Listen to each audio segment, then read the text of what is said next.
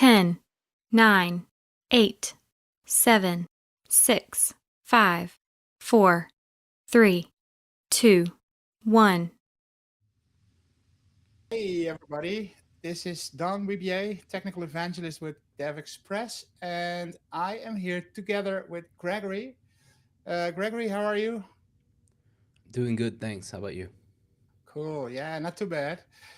Today we're gonna start, or at least you're gonna start creating like a real world application. It's gonna take a couple of episodes, I guess, because it's quite a bit of work that you're trying to do here. So yeah, let's. Why don't you give a little intro and get started with it? Yeah, so I thought I'd go ahead and make a slightly larger app than what I've been doing so far. And it's still, of course, not going to be, a full on production ready app just because of the limitations we have here. But at least for the front end, I'm going to try to make it as realistic as possible and add many different features. Cool. And I already see an interesting thing on your screen, which is the Tailwind CSS library. Um, yeah, I've used it myself already, and yeah, maybe you can explain a bit more about what it is and how it works. Yeah, so when it comes to front end design, I am not the biggest fan of styled components, at least when it comes to React. I prefer using Tailwind, and Tailwind to me is the best of both worlds where it doesn't change too much in terms of default stylings, that kind of thing. What it does do is it gives you a great, easy way to add simple things like padding, margins, and that kind of thing. And it works great with DevExtreme because with DevExtreme, we have our predefined style sheets that do most of the work for you. But sometimes we want to add that extra little bit of padding here or there, or change some colors maybe, stuff like that. And Tailwind gives us a really easy way to do it without having to jump back and forth between CSS files. And Cool. so that's why for this project I decided to go ahead and add Tailwind as well. And it just seemed like the obvious choice. Well, let's show it. Yeah, so for this app, what I'm going to be doing is using React and Vite as the build tool. So again, sorry to all the Angular people, but I feel like this is just much faster and easier to explain and demonstrate. So I just decided to go with React in this case. And so what I'm going to do is hop into a terminal here. And I'm just going to go ahead and start by creating my React app. So I'm just going to say uh, npm create vite at latest. And I'm going to give this a name dx dash cloud dash demo. Okay. And I said nmp instead of npm. Oh, yeah, that might not work. Looks like I need autocomplete in the terminal. I'm pretty sure there is some. Yeah. You have to use the fish shell. Have you heard of that? I've heard some about it, but I'm pretty happy with the standard command line. So, Yeah. This so for this app I'm gonna use TypeScript, and this SWC. I don't know if you remember, but you asked me one time what it was. yeah. It's a different and I mistakenly said it was for testing. I just made a guess, but it's pretty much for sort of packaging the app, just a Okay. different build tool. That's the difference.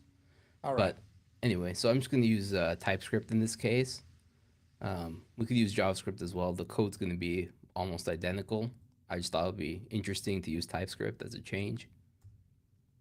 And so that's pretty much it. And with Vite, what's nice is it doesn't run npm install automatically. It just sets everything up for us. So we can just go into that folder right here, and I'll clear the screen. And the next thing we need to do is we need to add a couple things. So I'll just go ahead and run npm install just to get started. And while we're waiting, I thought it'd be interesting if everyone found out what your first ever programming language was, Don. Mine. Oh man, I think the Yeah, first one was actually some sort of basic, but it was like text mode basic, like on a Sinclair Spectrum with a ZX80 processor. It didn't have a disk drive. You had to mount it. You had to attach it to the TV actually, and nice. that was cool. But I was about like 9 years old or something, and it was like the very first computer. And then, but that was just for playing. And then when I got a bit further into the PCs, my first projects I have been doing in uh, a tool called Clipper, which is also text mode with a database system, but like it was a relational database system, but it was based on DBase, so no SQL or whatever. And from Nice. there, I I went on with Delphi. I went up with .NET. I have done Java. I have touched a whole bunch of old school stuff as well. But yeah, the first one was basic, but no graphics. It was just text mode. Yeah. So now I'm just gonna go ahead and install React Router DOM. So just for routing. Oh yeah. So I'll go ahead and do that. Be really quick. And also, what I need to do is do npm install, and then say -d for dev dependency, Oh uh, yeah. Tailwind CSS, post CSS, and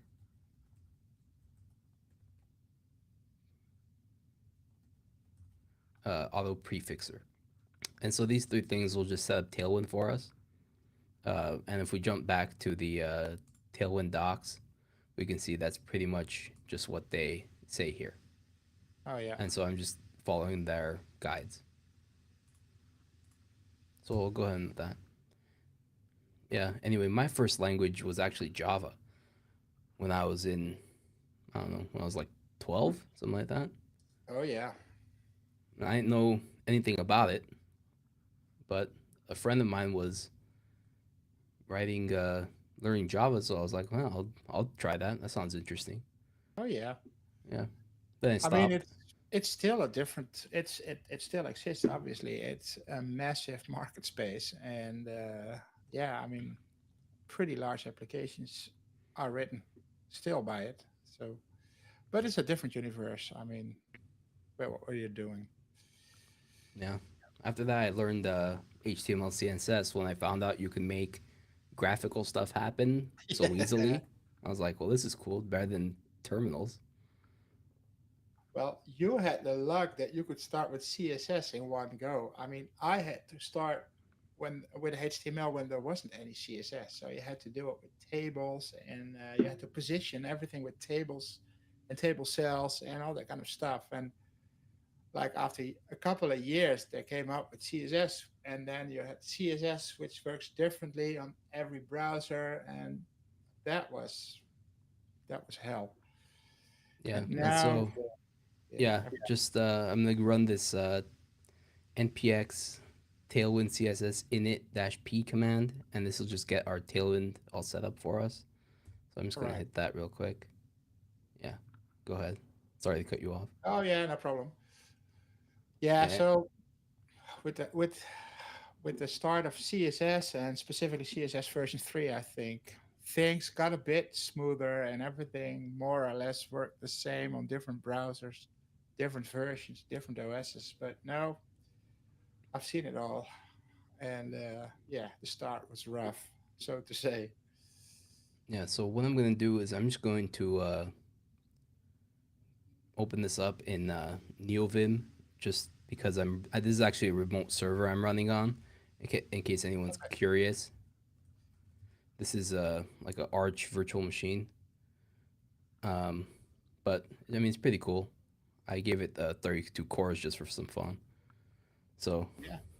have lots of power. We won't be waiting around too long. If you noticed, all the stuff that we've been doing, installing stuff, has been pretty immediate. Uh, Yeah, that went pretty fast. yeah. So I'll open this up in NeoVim, and we can see our folder structure here. And so the first thing we're going to do is we're going to jump into Tailwind, uh, our tailwind.config right here. Hopefully everyone can see that. Let me know if it's too small. I can try to make it a little bit bigger. Yeah, you might. If it's not too much work, I would make it slightly bigger. Yeah. Yeah, okay. I'll do that in a sec. Yeah. And so just following that, the Tailwind docs, what we need to do is do dot slash index.html here in our content of this folder here.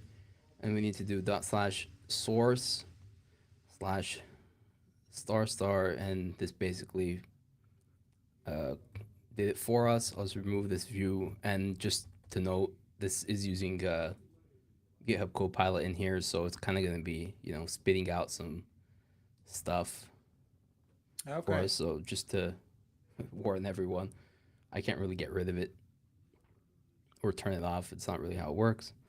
But anyway, so then I'll jump back into my file explorer, and in here into my source folder, I'm gonna jump in. First, I'm gonna delete this assets folder, or actually, I'll just leave it for now. We can stick with it for a second.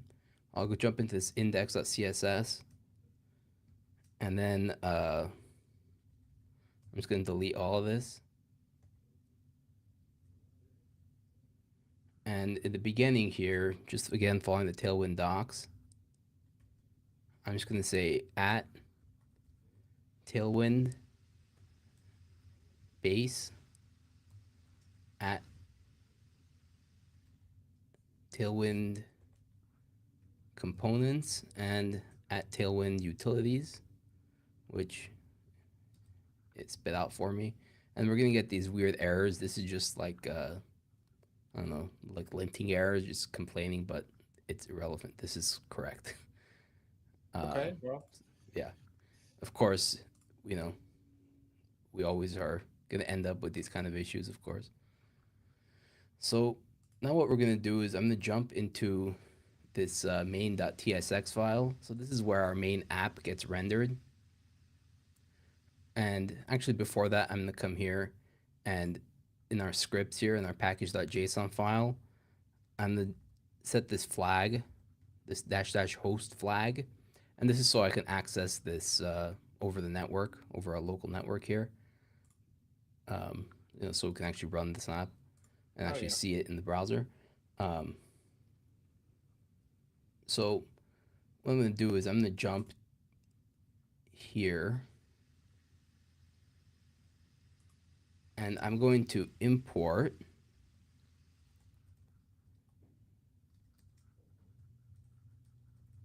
browser router from React Router DOM right here. And I'm just going to surround our app component with it. So there we go. And make sure I save everything and everything looks good. And so this browser router component here will just surround the main app, and it should work fine, and we don't have to ever worry about it again. So next what I'm gonna do is I'm gonna jump to this app.css, and again I'm just gonna delete everything out of here because we're just not gonna be needing it because we're using Tailwind. And jump to our app.tsx file. So this is the main entry point of our app. And again, I'll just delete everything out of here. And what I'm going to do is I'm going to import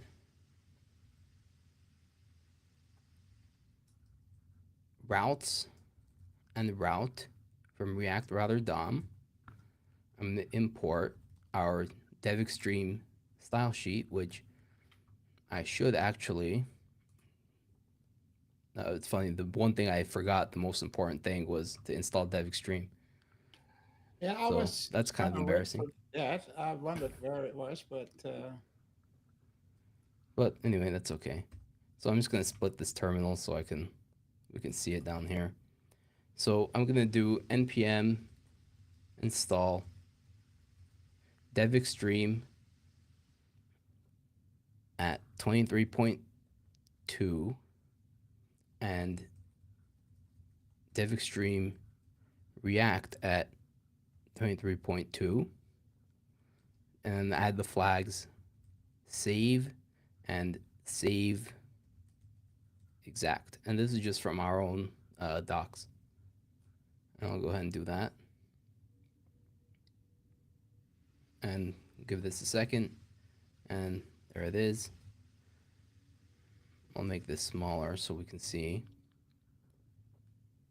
And for DevExtreme, what we need to do is we need to add a class name here to our body tag in our index.html file.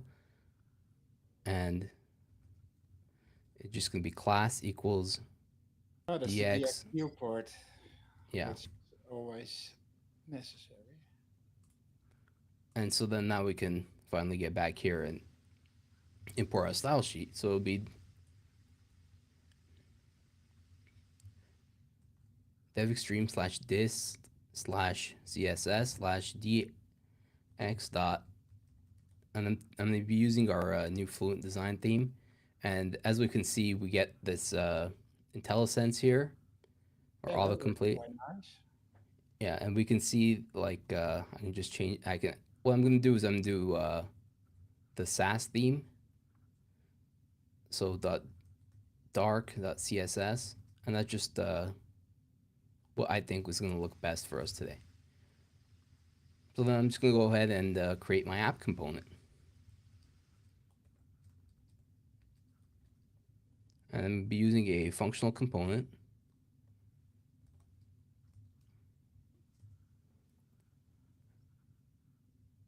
And this already filled this out for us, so it's pretty much exactly what we're going Nice. to be needing.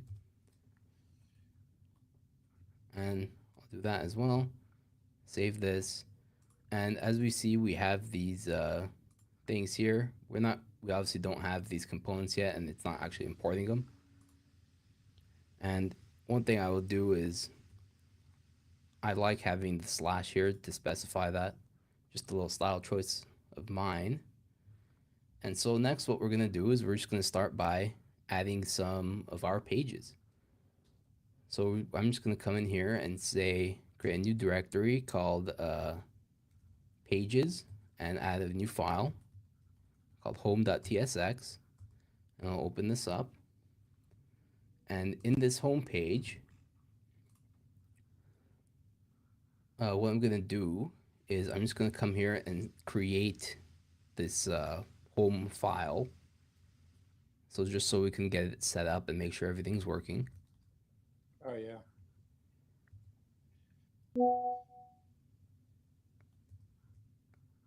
And with Copilot, it makes it nice and fast. And so then I'll jump back into our app.tsx here. I'll import the home component.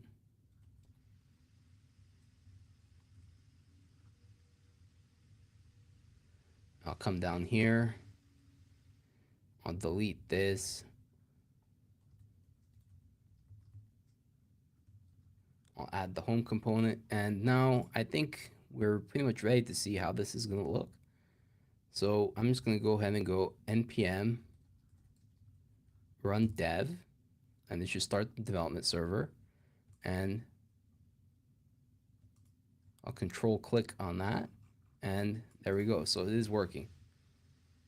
All right. So, you know, as long as the app is working is what matters so far.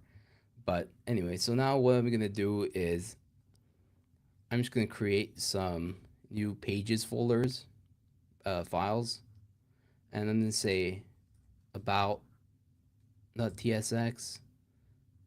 and login.tsx,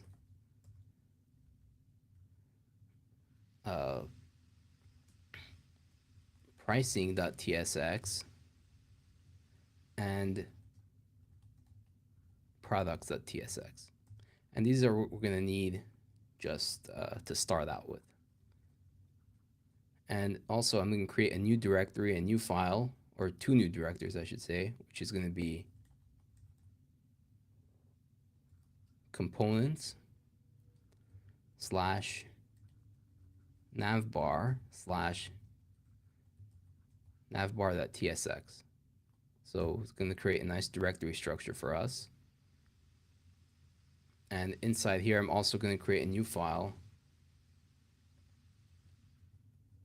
navbar.css. And this is just because we're going to have to need a regular CSS file, sadly.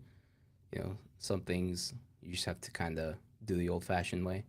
Yeah. And this is just because what I'm going to be doing is I'm going to be overriding one of our default class names, just because I want things to look a little bit bigger in a particular instance in our navbar. So I'll just Yeah. do that. And then also I'm going to come here and create a file called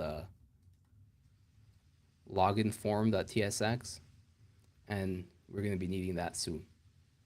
So now I'm just going to jump into our navbar file. And for me personally, I like creating the navbar first, pretty much. I think it's just the best way to start and just the best way to get the layout down. Um, but, you know, to each his own. And so I'm going to start with some imports. I'm going to start with use navigate and link. And these two are going to let us just move between pages, essentially, instead of using A tags or like window.location. So also, I'm going to need a couple other things. I'm going to import toolbar. Well, while you're importing, Yeah. I do get a question here. Can you tell me what is the best mailer app for developers? Well, I think that opinions might vary on that. What are you using for your emails? Or I'm not sure if this is about sending out emails in your application or mails in general. I mean, here we use Office, Yeah, but generally for apps. So for the JavaScript environment, there's pretty much one package that rules them all when it comes to mailing, and that's called Node Mailer. And that generally is implemented in the backend. yeah, So for example, like let's say you had like a form, like a contact form on your website, which I've done this before. It's kind of tricky with dual factor auth and that kind of thing with modern stuff like Gmail and whatnot. But yeah. if you when you set it up, it should work just fine. And it sort of just requires config, and you could pass in like essentially HTML, like like old school XHTML that you see in emails, Yeah. and it just sends that email through whatever email provider you give it. So Okay. it should work just fine if you use that. There's lots of tutorials on the internet. In terms of clients, I can't remember what it was called. I think it was something I'm forgetting, but at one point I did use this one client that sort of was a bridge between the developer and the API. So sort of you use Node Mailer, and this app, like this service, would be like your client. I'm forgetting what it was called, but yeah, I mean there's lots of those kinds of things too. Well, these days it's quite difficult anyway to get an email to one of your users without getting it in the spam. If you're, I mean, I guess we're talking about. I mean, the question was what mail system are you using? Um, but yeah, a lot of there is a lot of things that you need to configure, as you mentioned as well, that it doesn't get into the spam. So you have to make sure that all DNS settings are set up correctly, etc., etc. And I mean, you've got a couple of things going on, like Microsoft has on Azure has this. What was it called again? There is this mailing platform that will make sure that the mail gets delivered, but obviously you have to pay per mail for it. So that's a thing. But there are a couple of those that work pretty well to actually deliver the actual email. Yeah, the one I was So thinking of is probably the same, similar to like the Azure one. But yeah, anyway, so just to go through this, so yeah, I'm importing this toolbar and item from DevExtreme React slash toolbar, as well as this item click event from DevExtreme slash UI slash toolbar. oh yeah, And if we note, these components are coming from DevExtreme React, but this event, and this is just for our typing really, for TypeScript, is coming from DevExtreme slash UI slash toolbar. So it's not DevExtreme React in this case. This is our main folder. it's a general event which is available on all the frameworks, I guess. Yeah. So if you're using like Angular or Vue or jQuery, this would be the same pretty much. Just it Yeah. would be the same item click event type. So yeah. So what I'm gonna do is into this div here, I'm gonna add a couple Tailwind classes. Okay. So I'm just gonna go ahead and say class name because with React we have to use class name. It's kind of their convention. Otherwise we'll get linting errors. It should still work though if you forget or something. But anyway, so I'm gonna say p-2, which is padding dash two. So two is just small. I don't know. Yeah. Oh yeah, this is cool. Yeah, mx dash four. So margin x, the Yep. x axis dash four. And I'm gonna do md p dash four. So do padding dash four for a medium screen, and do shadow dash md. So a medium, like a little drop shadow kind of thing. Oh So now I'm cool. gonna say toolbar, and I'm gonna give it an event on item click equals on item click, and this will be a function I'll write in a second.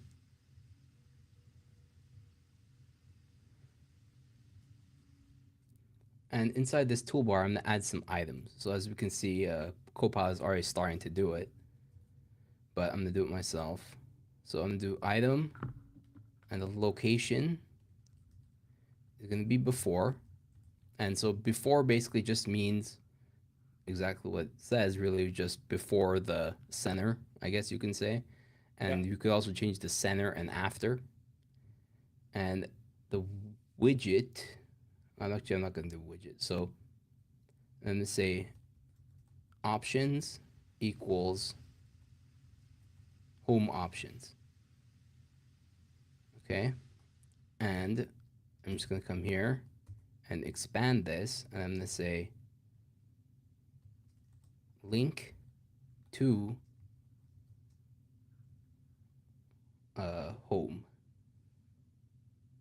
And actually, in this case, I'm gonna expand this as well. I'm gonna say, give it an H1. I'm gonna say DX cloud, like that. And in case I think I forgot to mention that this is gonna be sort of like a mock cloud platform. Oh, it's going to be a bit like the Azure portal, but then different, basically. Where Yeah, you can, where you can monitor or configure your cloud services. yeah. I'm just gonna give this style of padding right dash two, and this is just so we have a little bit of space between our. This is just gonna basically be like a mock logo. Obviously, I don't have a real logo for this, but Yeah, you anyway, could get that through AI as well these days, right? yeah. I thought about it. I thought about doing a demo where I literally just use ChatGPT to do everything, and I just sit back and watch. But sadly, it didn't work. Yeah, you really have to pay attention to the results. But I mean, every now and then it can definitely come up with some good ideas. And so I'm just going to do some stuff here. And this I'm going to fix. So it's products options rather than about, even though I'm going to do the about in a second. But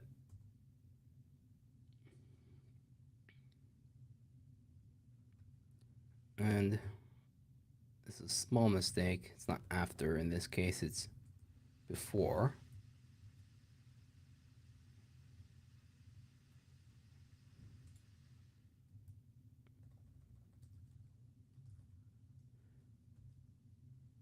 And I'm going to say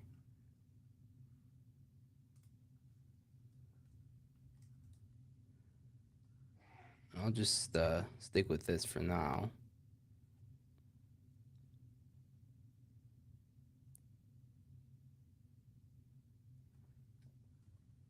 Actually, I'll delete this line.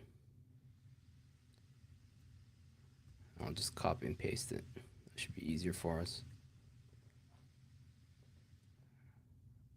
And here, instead of about, I'm going to change this to pricing.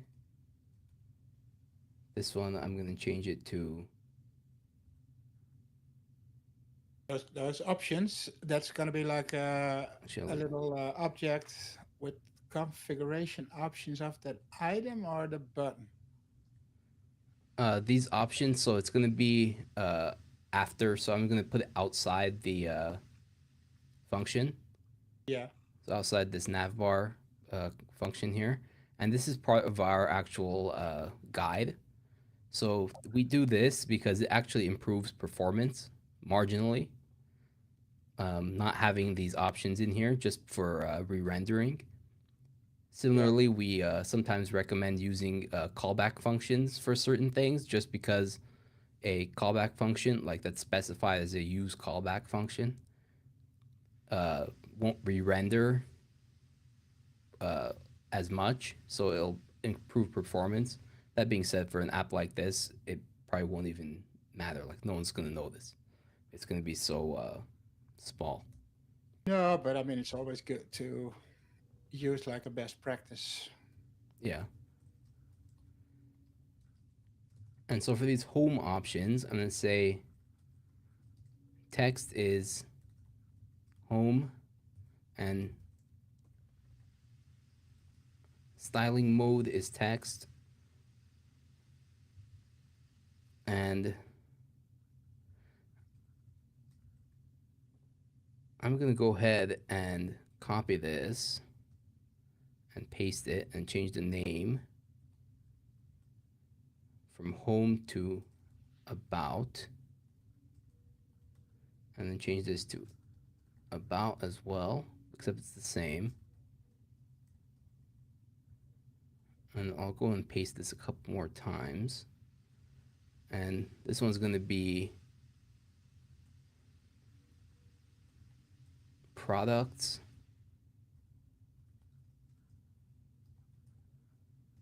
There. And this one is going to be pricing. So now what I'm going to do is I'm going to add one more, this login options. And the text is going to be login, and it's going to be text again. So it's all kind of the same. And to export this navbar. So what am I missing? So I'm missing some stuff here. So I'm missing this item click event, right? So that's just the function which I have to Did you create. put in the home options already? Yeah, didn't I? Yeah, I'm not sure. Yeah, it's in there. Yeah. Yeah. And oops, Oh, that was Copilot doing its work. That was yeah, actually pretty cool. I don't want to do it. I want to write it myself. So sometimes you do want to write it yourself. Well, So on item click is E, and then is that item click event uh, type that we added. yeah. So what I'm going to do is I'm going to say, and it's just throwing all kinds of stuff in here, but I'm not going to do this kind of crazy if statements. I'm only going Yeah. to do two crazy if statements. So I'm going to e dot data dot text, and these are from our own API. Yeah. So, and it's going to be, oops. So e dot item data question mark dot text, my bad.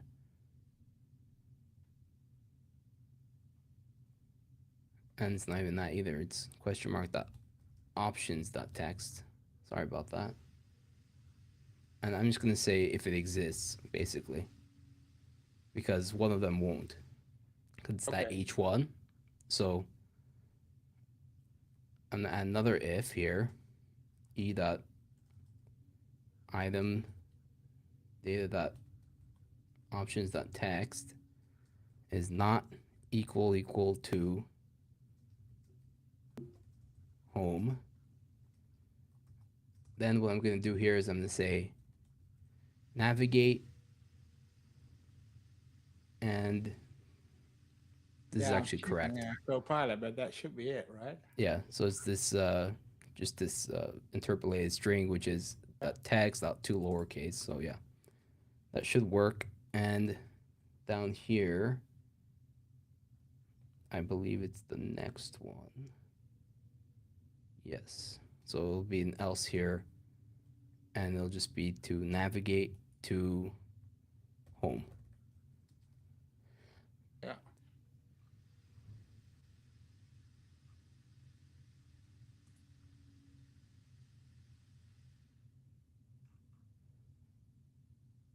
And I accidentally made this a uppercase. So yeah. And it's giving me some issues there with this, but there is actually no problem there. Not sure why, but Hmm. oops. It's okay. So now if we jump back to our app.tsx page, this home, we will come to pages, home, and in here,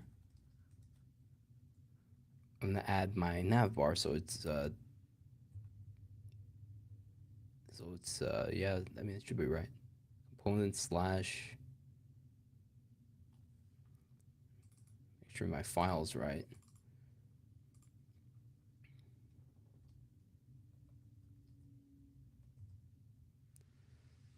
No. Okay.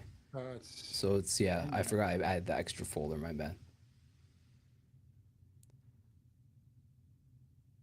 So it would be nav bar. Ah, sorry about that little brain fart right there. My bad. There. yeah, there it is. Yeah. And in here, I'm just going to add that nav bar. And this should work for us. So I'll jump back, and Oh, there it is here's already. this nav bar. So Cool. it looks okay, I guess. I mean, it could be better, which I'm going to make it a little bit better soon. So in this nav bar here, where was I?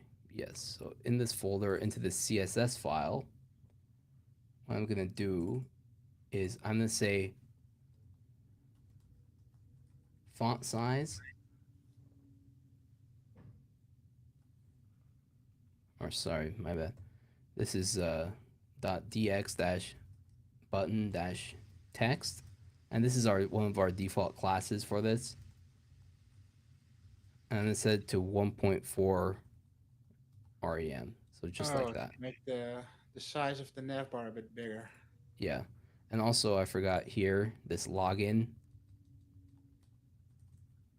needs to be Oh, that's going after. to be after. Okay. Yeah, I just Oh, decided to then it's put going it to be over at here on the this side. side. Yeah. Oh, And if nice. we refresh, everything's working.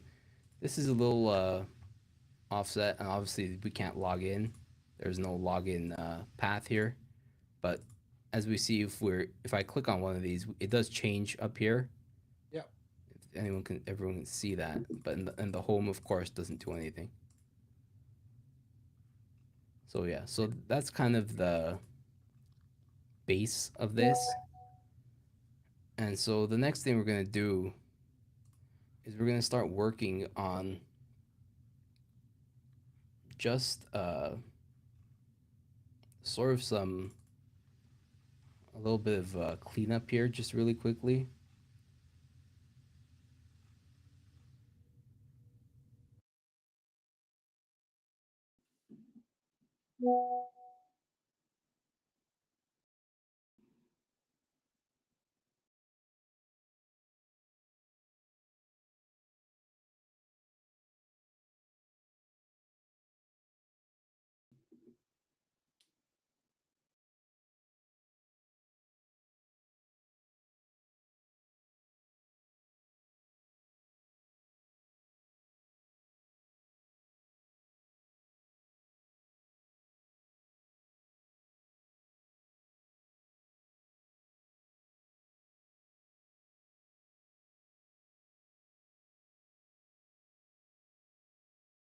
So you're not going to set up the about page with some content here?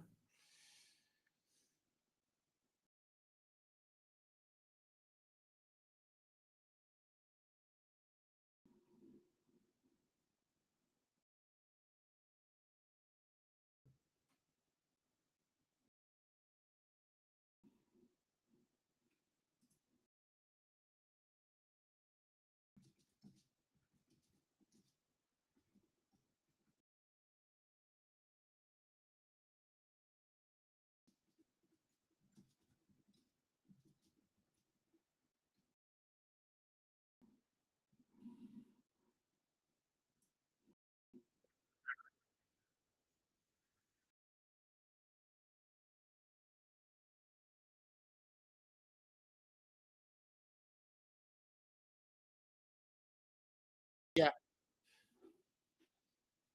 Gregory, I do see your mouth move, but I can't hear anymore.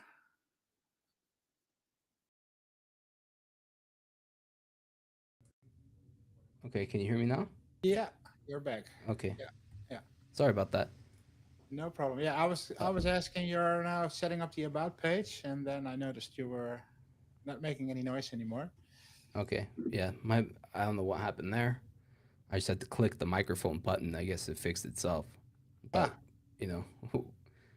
nice strange issues, of course. But anyway, so what I was saying, I probably cut off was that with this nav bar,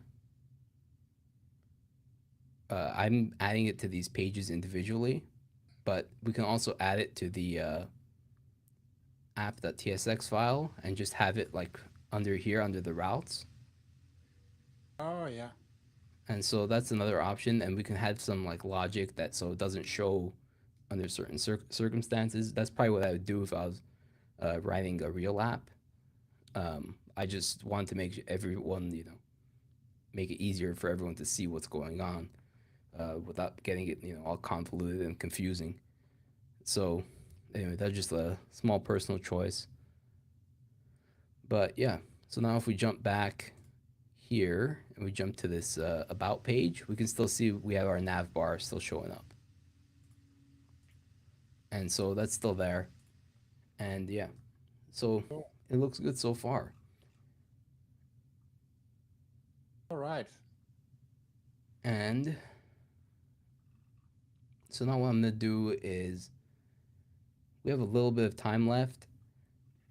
I mean, I don't know, I'll ask you, do you think I should do this login page first, like the design, the front end design, or do you think I should jump and start setting up our backend for this? What do you think, Don? Well, maybe we have about 15 to 20 minutes. Maybe you can do the login screen first, and then we'll do next time you'll set up the backend. We're Yeah, now into React sounds anyway. like a good idea. So what I'm going to do is I'm just going to go to this login page here, and I'll try to go fast. So I'm going to import the navbar. I'm going to import a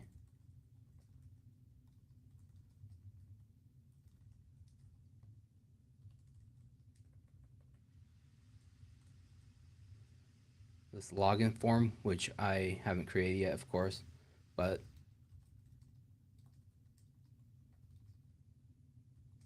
this login function here, I'm going to create real quick. And I'm going to create this little return statement, and I'm going to add a quick little just open thing. And this is because I'm going to render this navbar first of all, and then I'm not going to do the login form just like this. I'm going to add a div, and inside there's going to be Making another div, and inside here is going to be an h1. I'm going to give it a class name of text dash center and padding top dash 4. And I'm just going to say login here. And under this is where the login form is going to be. And also I need to add a number of more CSS classes. So I'm going to do class name equals in this top div flex min dash h dash 85 VH, so 85% vertical height. that's M all dash, Tailwind CSS, right? yep, everything I'm putting in these class names is all going to be Tailwind. Sort of Cool. like Bootstrap, just Yeah, it less has a lot of pre-styled. resemblance, but it's more. I think it's more separated, like a whole bunch of things. Yeah. So as we can see, this is, if anyone's not familiar, this is so Tailwind is mobile first, and what that means is, as you can see, I have this M-2, so margin dash 2, and if it's a small device, that's what it's going to be. And I have to specify a difference. So MD is medium. So for a medium device, it's going to be larger. So Oh just yeah, I specify the small one, then the big one, yeah, if that yeah. makes sense. That's how that works with Bootstrap as well. Yeah. And do justify center and items dash center. And this is just going to make it in the middle of the screen. And do and say BG dash. I'm going to add a hex code in here just because I have sort of a color palette. So it's going to be 16232E. And this is sort of going to be a dark kind of color. So it kind of is in line with our theme. Yeah. Um, I just wanted a little bit of contrast so it's not all the same. And they say class name here is W dash, and these square brackets here, you can specify custom values that aren't in their Yeah. defaults. And they say MD W dash 30%. So it's going to be smaller on big screens, of course, relatively speaking. And do shadow dash MD, so it's a little bit of a shadow. And do BG dash again, nice ugly hex code. So it'll be 1A 2835. And I'm going to say rounded dash MD, and MD is just medium. So I'll save that and export default login. And of course, it's not going to do anything yet because I haven't done the form, but I'll jump and do the form in this last 10 minutes we have so we can see how it looks. And next time around, of course, I'll do all the the more server side logic stuff. stuff. Yeah. Yeah, the backend. The backend is just going to be like just JSON, simple stuff. So I'm going to import some stuff here. Use state, use ref, and form event. So this is just for our typing, and it's all coming from React. And I'm going to say use navigate, and link here as well. And I'm going to say import form, and we're going to need a lot of items in here. Item, label, button item, button options,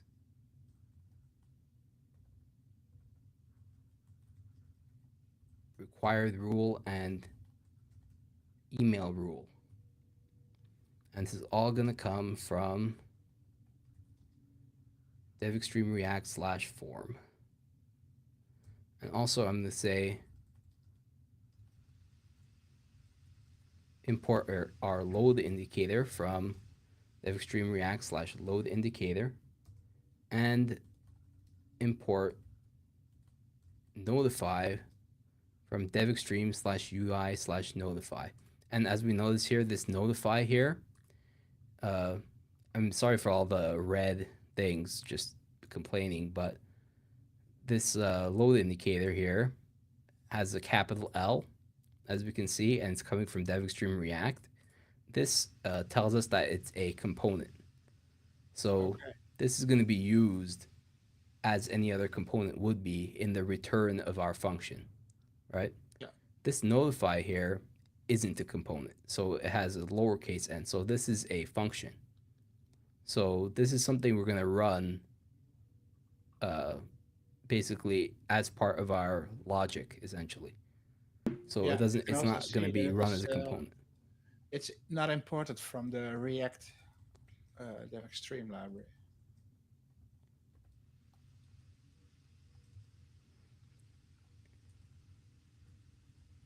So I'm going to use this, add this navigate hook here. Loading, set loading is use state false. And form data equals use ref. And in these curly braces, I'm just going to add email and password just like this. And Copilot takes care of it for me. So it's nice and quick. As we can see here, this use state, there's no official type here. I can add a type here though, just like this. Oh yeah. Just with these angle brackets, but I prefer just to leave this out. I think it's easier to read, and everyone knows what true and false is. Like, it's pretty obvious what it means. So I just kind of leave that. That's of course up to the individual. And in this return, I'm going to say, I'm just going to start with a regular HTML form tag. And in this, I'm going to add our DevExpress form. Okay. And then in here, I'm going to add some items. And for now, we're just going to leave that. And I'm going to, oops.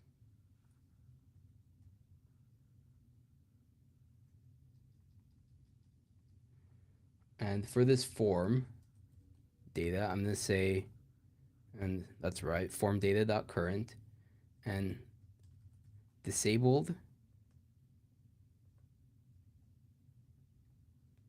equals loading.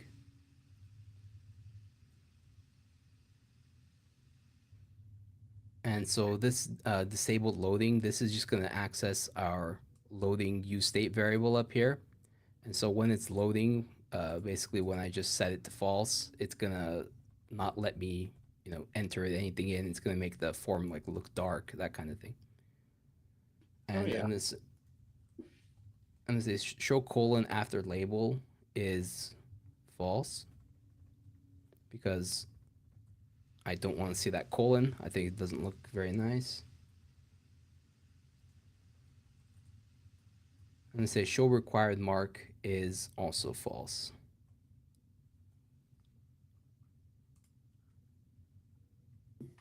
So in this item, what we need to do is say data field equals email,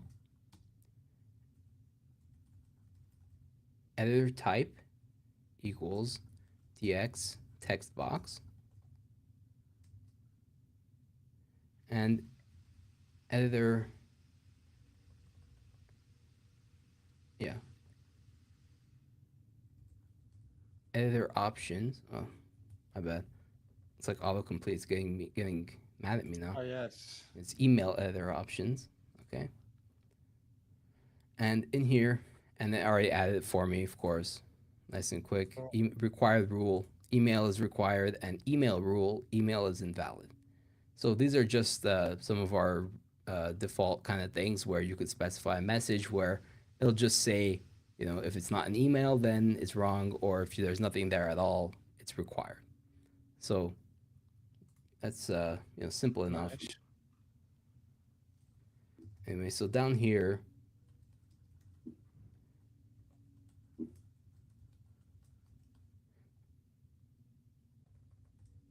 say email editor options, and say styling mode is filled, placeholder is email, and mode is email.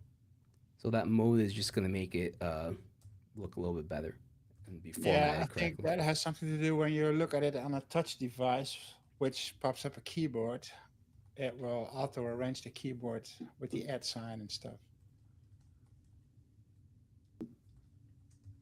So for my password options, it's going to be very similar.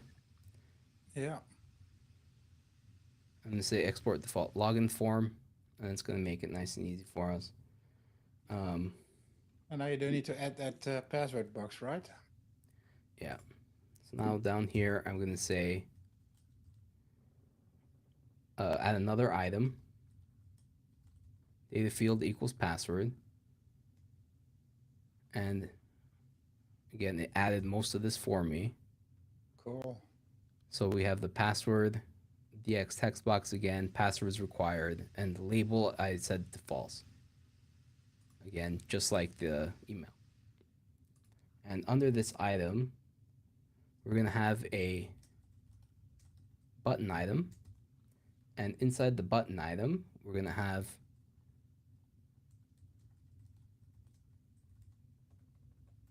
button options. And I'm going to set the width equal to 100%. I'm going to say type equals default.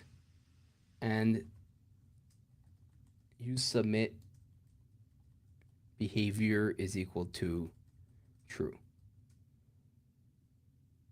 And I'm not going to add an on-click event. I'm going to expand this out, and inside here, I'm going to say, and of course it filled it out for me. And I'll make sure that's correct. So loading, and have a ternary or load indicator, set the width and height visible is true. Otherwise, it'll say login. That was coming from Copilot? Yeah, pretty impressive, right? Yeah. It might be because I've written it before, but It has its moments. Yeah. yeah. Awesome. The first time, I can promise the first time I wrote this, it didn't get it right. So I can pretty much sure it just kind of was like, I have some memory of. I've seen this before, probably. Yeah. Yeah. And so I'm going to create another item here and add a div. And it's going to be flex justify center. And this div right here is just going to hold this link. And again, it filled it out. Oh, yeah. So yeah. So again, we can see with Tailwind, it's adding this like colors here. So this one, text dash blue, that's 500. And under hover, it's 700. So it's a little bit darker. And this is fine. I think it actually matches our theme pretty well. And just going to be a little forgot password thing here. And underneath here, so underneath this item, I'm going to go ahead and add a another button item. And under the button options, here I'm going to say, again, width equals 100%, type equals normal in this case, and on click equals, and then add some curly braces and say a callback navigate to register. Oh yeah. And inside here, I'm just going to say register. Okay. And let's make sure everything is working. That looks like, code-wise, it looks like an official login screen. Yeah, that I should think be everything is in pretty there. good. So let's go to our login screen. Oh, Did you put it in the container page? oh, I know what the problem is. Yeah, you're right. I didn't put in the page. Into the into That our login. app.tsx, you're right. I didn't put it there. Oh yeah.